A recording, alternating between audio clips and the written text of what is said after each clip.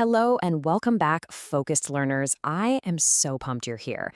Today, we're jumping right into a highly effective English learning methodology designed to absolutely skyrocket your skills.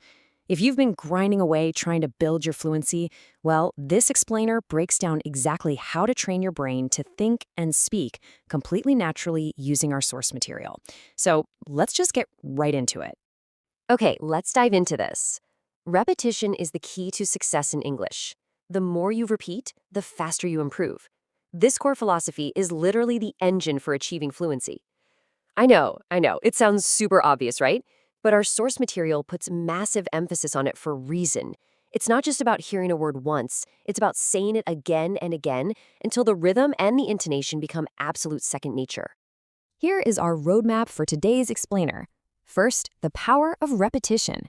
Second, Tom's neighborhood lessons. Third, a key vocabulary breakdown. And finally, number 4, practice makes perfect. Moving right along into section 1, the power of repetition, training your brain for fluency. So, look at these 4 foundational steps to kick things off. 1, open your ears. 2, relax. Seriously, just take a breath. 3, try to understand just the main ideas. Don't stress over every single word right away. And 4, speak out loud. Our source materials structures this initial listening experience very specifically to reduce your anxiety and build a really solid foundation right from the jump. It deliberately takes the pressure off of being perfect. It's like a warm-up stretch for your brain, focusing entirely on engagement and active listening. This simple loop, it builds the exact confidence you need to sound totally natural. Let's move to and see how this builds into section 2, Tom's neighborhood lessons, a story of impact. Now, what's really interesting about this slide is how human connection totally drives the learning process. The source lesson uses this heartwarming narrative. On day 1, Tom met a boy who just couldn't afford classes. So by week 1, he started giving free English lessons. Moving into week 2, a few more children joined in on the lessons. And by last week, one child actually spoke English confidently in front of his class for the very first time. Using a simple, relatable narrative like this makes the language practice way more engaging than just, memorizing random, boring sentences out of a textbook. Okay, the number 2 is highly important here. Tom teaches these neighborhood children twice a week. That's it. It proves you absolutely don't need to study for 10 hours a day to see real progress. Consistency over time, even just twice a week, yields incredible results when you're focused and really intentional with your practice. And during those twice-weekly sessions, Tom focuses on 3 specific skills: speaking, reading, and simple grammar. It keeps the curriculum super grounded, accessible, and highly practical for everyday use. Honestly, it's exactly the kind of balanced approach that builds a rock-solid, confident foundation for any language learner out there. Which brings us to section 3, key vocabulary breakdown, words in context. Our first phrase is make a difference.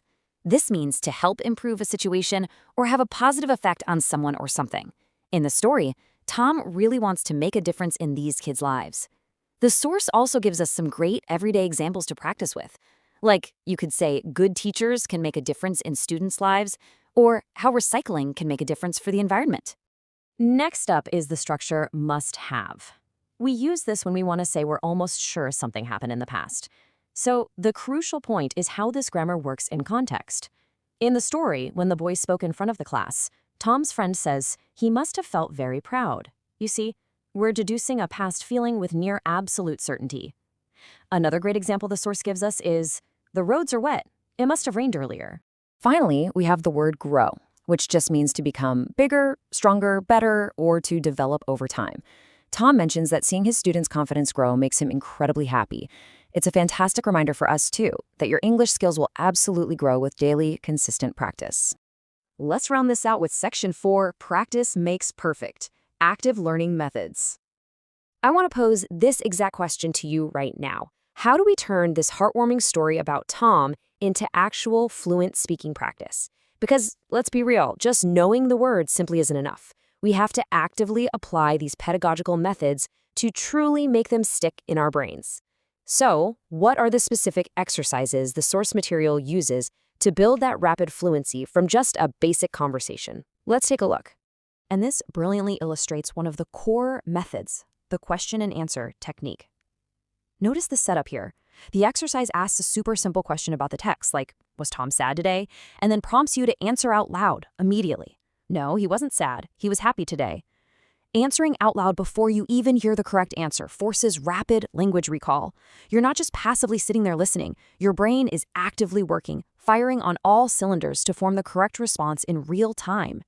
The final piece of the fluency puzzle is shadowing. The source material outlines these absolutely crucial shadowing rules for us. You need to repeat each line after the speakers. You must copy their exact pronunciation, match their rhythm and intonation perfectly. And above all else, speak out loud. And seriously, do not worry about being perfect. Just speak.